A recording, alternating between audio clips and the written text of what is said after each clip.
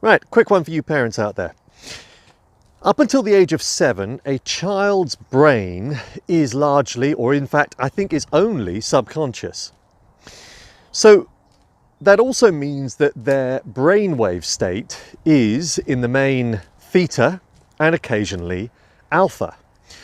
To put that into context, unless you are particularly meditative in nature, your brainwave state is largely, in waking hours, low range or high range beta.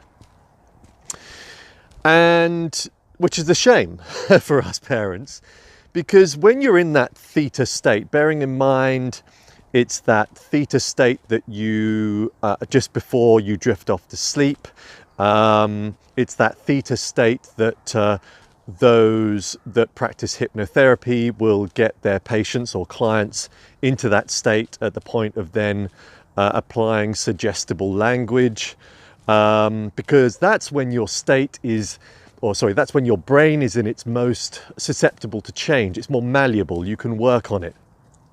But also for children, when they're in that state, they are in a world of imagination.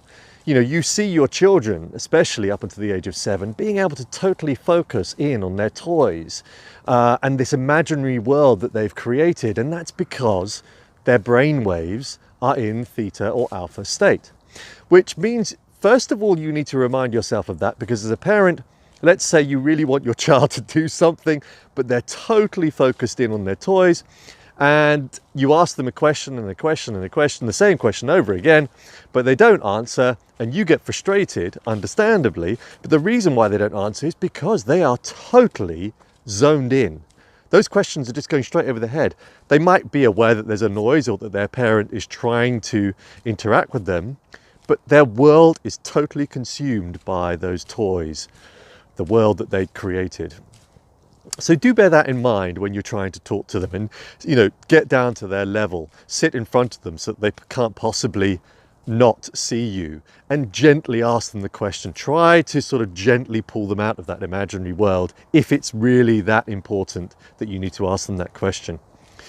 Now, another thing, which I think is possibly even more important, because of the brainwave state that they're in, but also because, of course, their brains at this point are still adapting, learning, developing, that their world is very egocentric.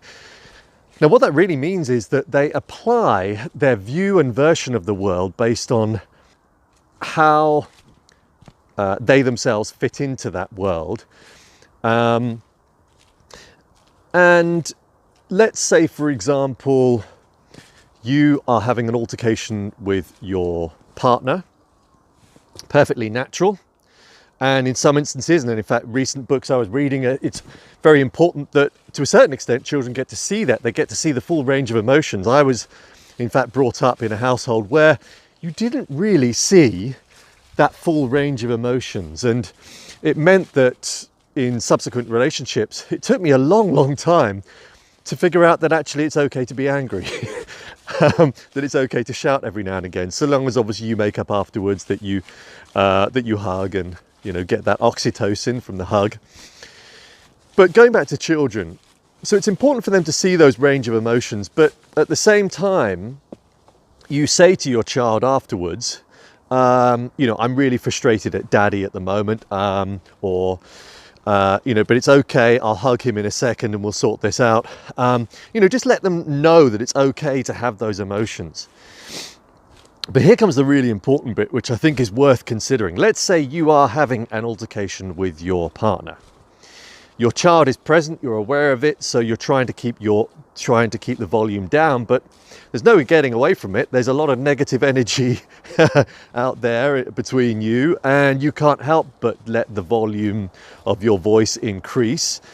What happens when a child sees that, especially if it gets to quite a heated argument, is that they believe that whatever, and regardless of whatever the subject matter is, they believe that they've caused that, or that there's something wrong with them as humans that might have instigated you having that altercation.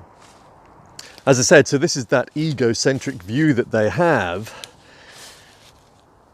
that if those altercations, those arguments are regular in your household, bear in mind how, or the impact that is having on the child. Not only obviously is it quite scary, but also they begin to believe that they're causing those arguments, or that for some reason it is their fault, or that there is something wrong with them that's causing you to act in that fashion. As I say, it doesn't really matter what the subject matter of your argument is. That's how they see the world. It is egocentric. So just, I guess, something to bear in mind. We can't all live the perfect life, I realize that. We're human beings, and if you're living with somebody, you've made that commitment. Maybe for some it's possible to live in a world where everything you say and do in front of your partner is said with the right emotion or used the right language. But I think for most, it is perfectly natural to have the odd argument or altercation. As I say, this is something that I've had to learn myself. That's my thought for the day. Evolution of Dave, signing off. Thank you.